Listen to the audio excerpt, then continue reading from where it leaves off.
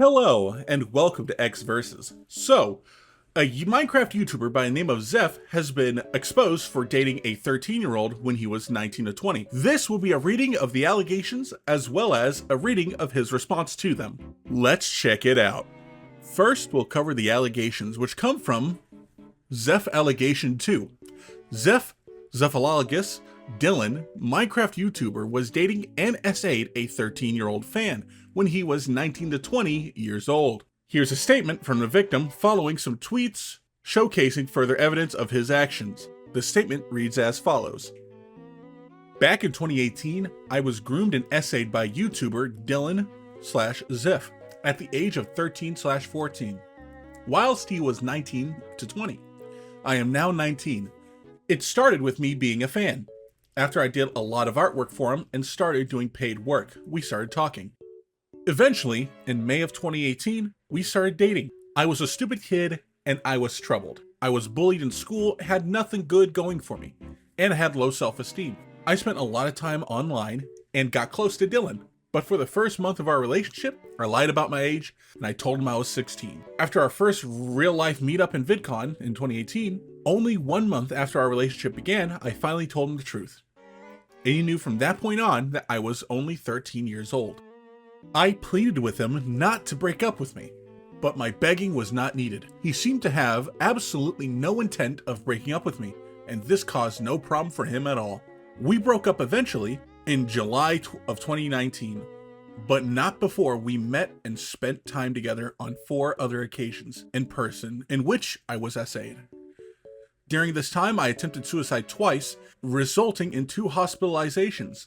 I was in a very bad place, and I regret everything that has happened. This should never have happened.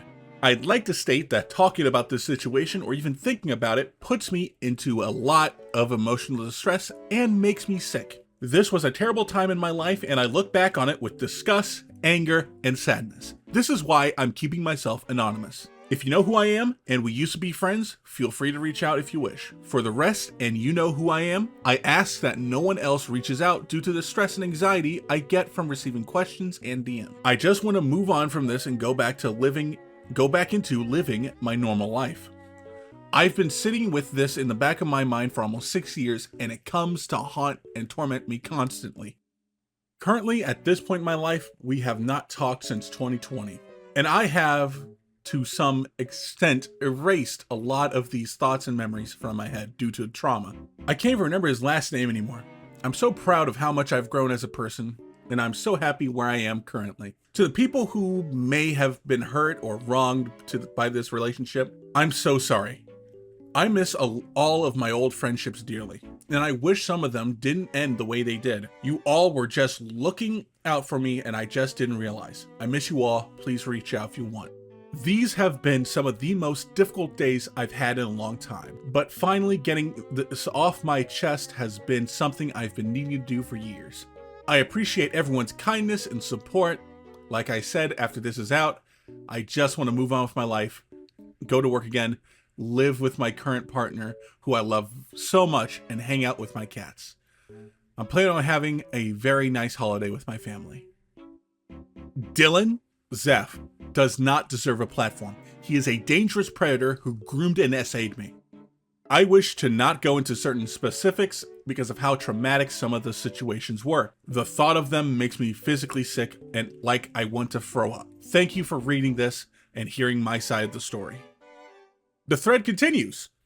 Photos provided by the victim shows them together as well as Zyph inside of her house with her cat. These photos have not been seen publicly.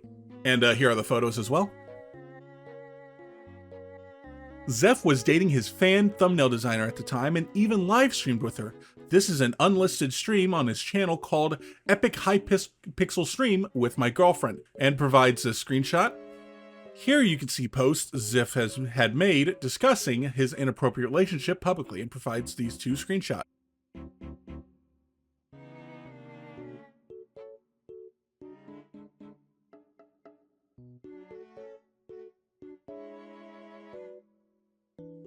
The victim's bio now says she is 19, Zyph is now 26. The relationship began in 2018. We have censored her for her privacy, but people who are around in the community at this time will know this is legit. We have seen her ID and can also confirm that she is 19 currently.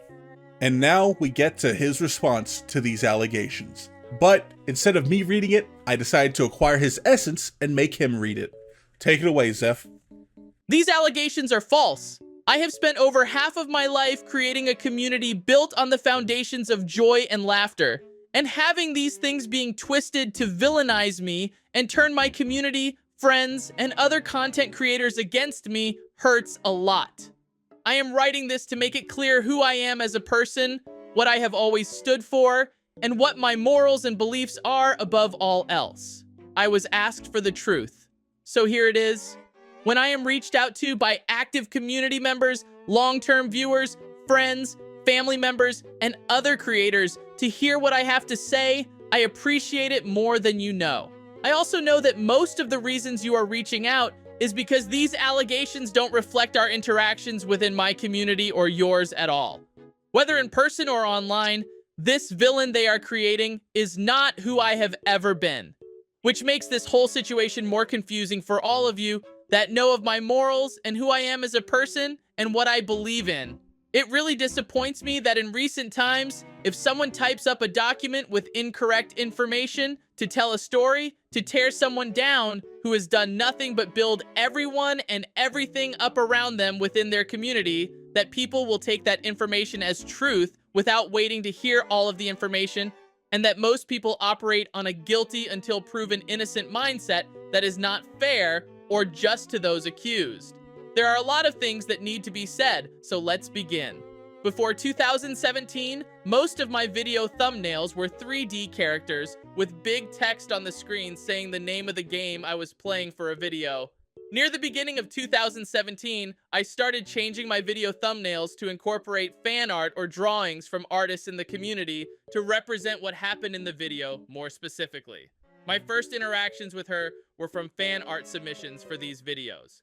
Throughout the course of the next few months, her art and others were used and credited for each video as they were published.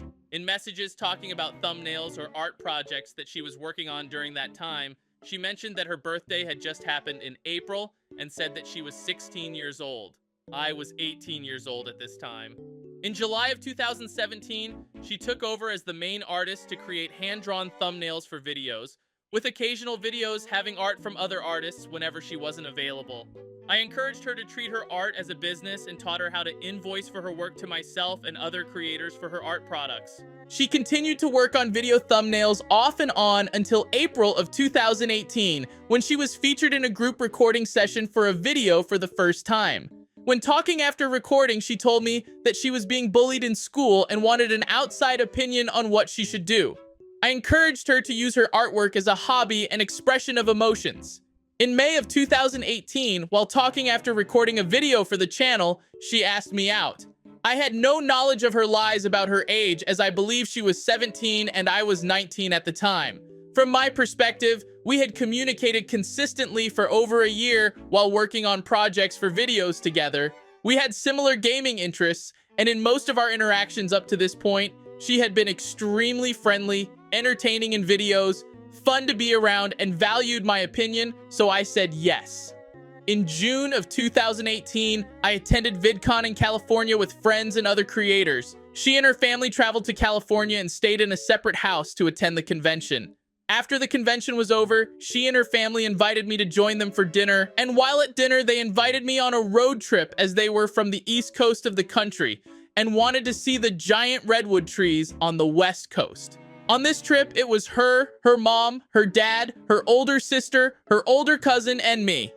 She was taller than her older sister, and both her sister, and her cousin looked within 2 to 3 years of age to one another. No one in her family corrected the story of her talking about her age before, during, or after this trip, or talking about past trips she had gone on when she was a younger teen, where they would often add onto the stories about those trips, and neither her parents nor her other relatives corrected her at all. I was welcomed into their family vacation as if nothing was wrong. I slept on the couch in the living room, and each of them had their own room. While on the trip, we played games, ate meals, watched shows, laughed, went to Big Sur State Park where we explored and hiked across the park and talked about where we were going to go next as a group because it was genuinely a fun trip. And I felt welcomed by all of them and had no idea of any of the lies that were being told right in front of me. In July of 2018, after the trip was over, we continued to play online games, create YouTube videos, and call regularly with one another. Often in the background of these calls, her parents would walk by to say hello, occasionally tell a story about a past trip or event, reinforce stories or references she would make about growing up or school, and made me feel like they were genuinely happy with one another and with her. Each time we talked, it made her a genuinely happier person. In August of 2018, I traveled across the country to Connecticut to visit her and her family's home. While on the trip, her and her family reinforced her age story and timed in discussions together while cooking and eating meals together. They gave examples of her working and helping at an animal rescue center alongside her mom in previous years while she wasn't in school over the summer. This reinforced my belief that she was old enough to have a job for a few years. Whenever a major holiday or birthday happened, we would send each other gifts. She would often create art or paint my character to use as background art in my videos. I ordered and made her custom plushies of her character and various gifts related to her gaming interests. This was mine and her first relationship and was about companionship, enjoying time together and playing games online together with friends. I was never there or invited in person during her birthday and would only hear from her after family celebrations, which I later would find out is because she had lied about her actual age the entire time. In November of 2018, I traveled to Connecticut to visit her and her family for the Thanksgiving holiday. Throughout the trip, her family took me to places around her hometown to get to know her and her family better. We went to a local market where they often get their food and groceries to cook meals throughout the trip. On Thanksgiving Day, they took me to her grandparents' house to meet her extended family and share a Thanksgiving dinner together. There were a lot of her cousins, aunts, uncles, parents, and grandparents, and a few of their friends and significant others as well. Her family talked about how talented she was at art and reinforced her various stories about her age and her search for applying to colleges. Her grandparents and other family members asked me a lot of questions about YouTube and how I created videos and how that earned revenue, so I was able to travel to meet all of them for Thanksgiving. From what I could tell from these conversations and various board games we played after dinner was an attempt at her family members getting to know me and trying to make a connection with me as I had just met most of them that day. Throughout the trip, she would talk about applying to various colleges and universities and wanted to stay close to home and attend a community college for the first few years to study art and save money.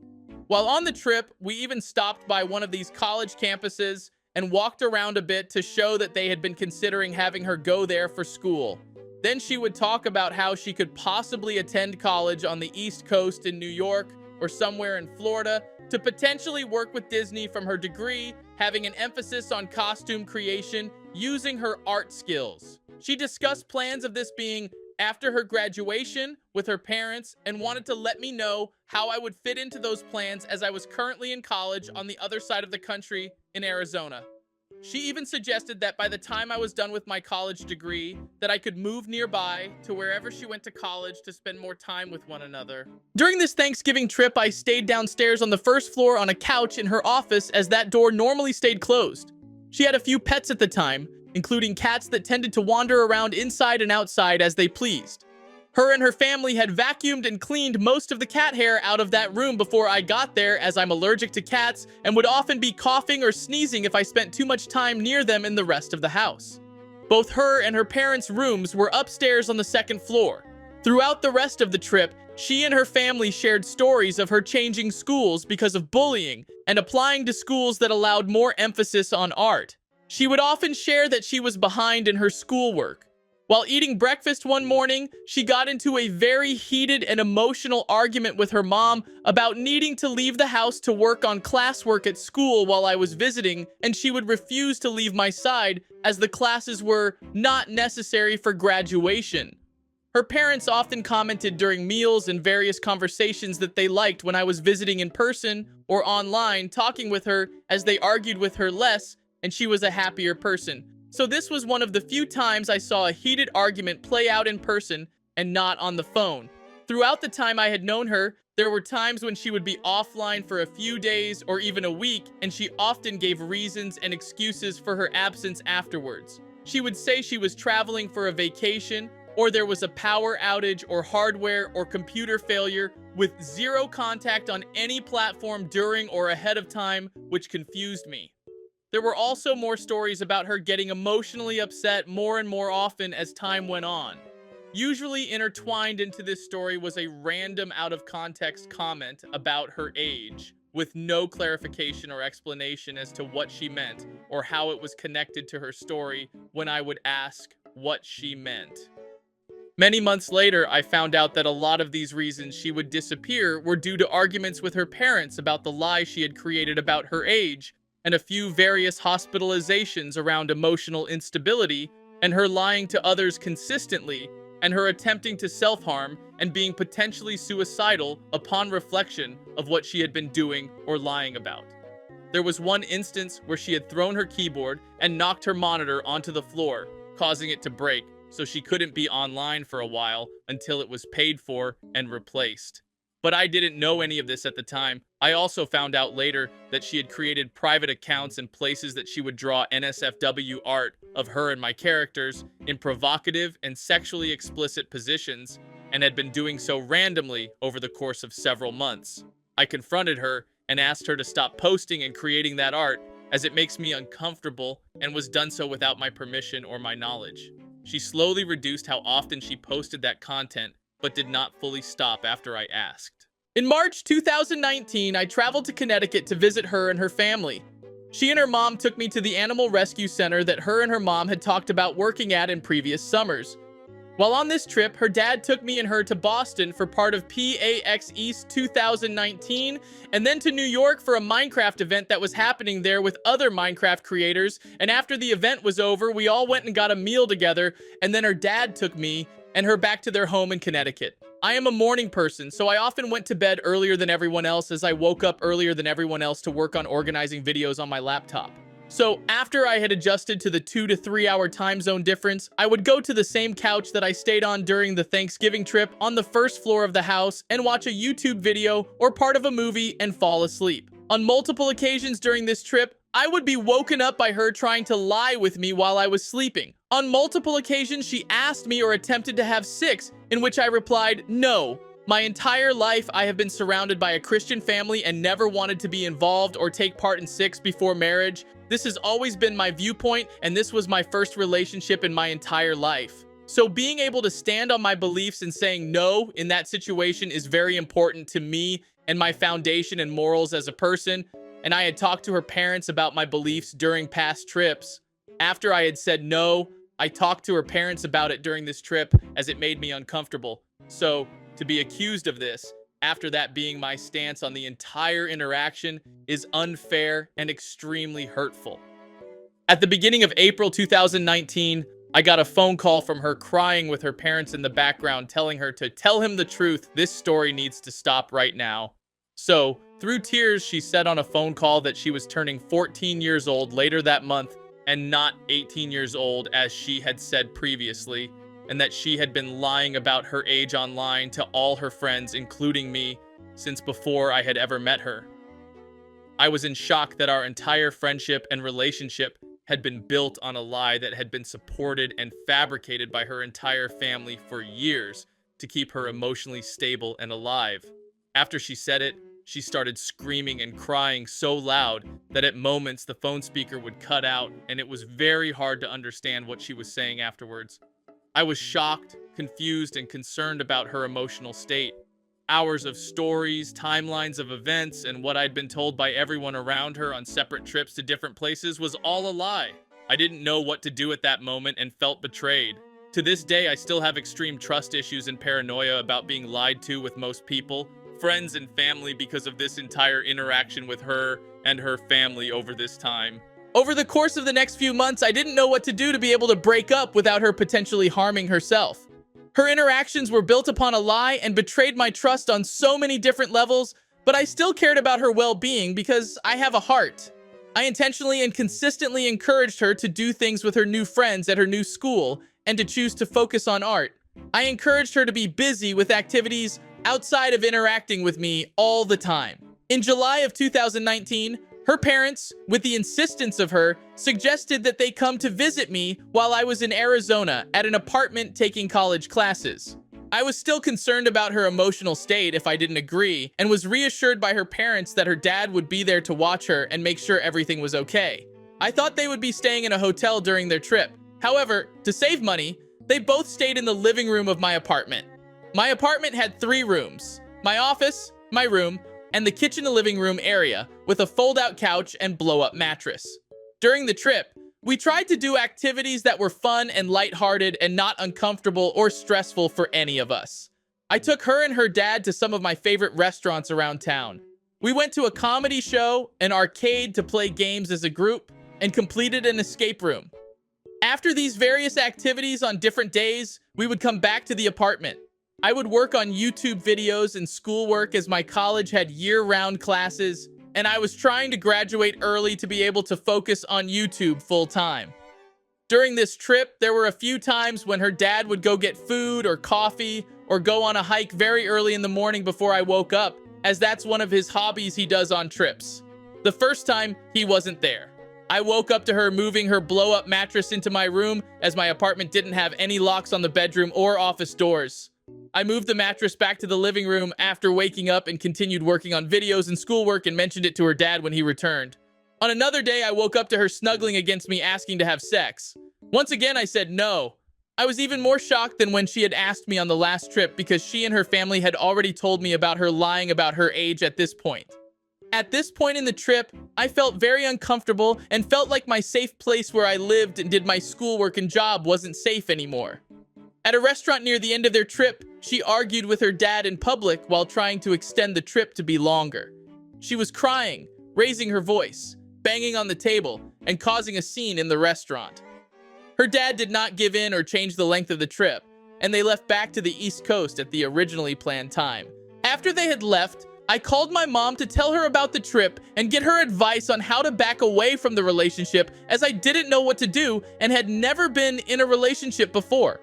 I told her about how when they visited, she was irrational, both nearby and away from her dad, that she often made suicidal innuendos about what she would do to herself if I left her. She often had a dark sense of humor and made dark comments when losing a game or missing a deadline for school or a thumbnail for a video. Things like, "Oh, I will kill myself." She talked about hurting herself and that she knew where her dad hid all the big knives in the kitchen, as he had removed them after her first hospitalization. She would often talk about her friends needing help being talked off the ledge, and who would do that for me if you are not there? I continued to encourage her to do things at her new school and be busy with activities outside of interacting with me all the time. I became busier with working on schoolwork and videos not related to her, and purposely reduced the amount of time I was available to provide a gradual separation to not trigger an emotional response from her. Over the next several weeks, this continued to provide more separation. In September of 2019, I called her while she was in the car with her mom.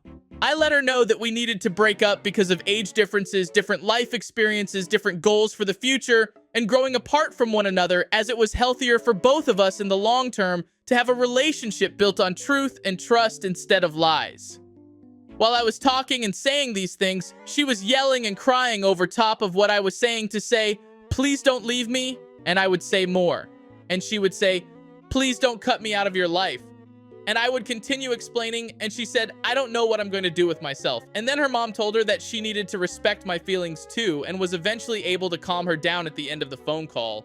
After this, I focused on making YouTube videos and have not had another relationship since, due to the trust issues this has created for me in my life, on being lied to by her, her family, and all of those around that knew her actual age and fabrication of stories. Later, after we stopped interacting with one another, she asked me to remove any YouTube videos that had her involved or part of the content. These were hours and hours of edited footage that I edited or had paid editors to create, and most of them had thumbnails that I had commissioned from her to make as well. As soon as she asked, I took down all posts she was a part of so that she would be able to move on and not answer questions about her past, to any old, current, or future viewers of my content. She also said that she was okay with me still uploading videos and keeping my YouTube channel. She just did not want to be connected to the community or content going forward so that she would not have to answer any questions. She privatized her channel and focused on her various art passions and businesses. Soon after all of this was over, I started creating daily videos and grew my channel to what it is today. YouTube and an online social media presence has a lot of ups and downs and is extremely stressful for a multitude of reasons. But it is a community I have created built upon joy and laughter for well over half of my life, so all of this has to be said to not only let the truth be known, but to make sure that none of you feel confused about who I am as a person or what my morals and beliefs are.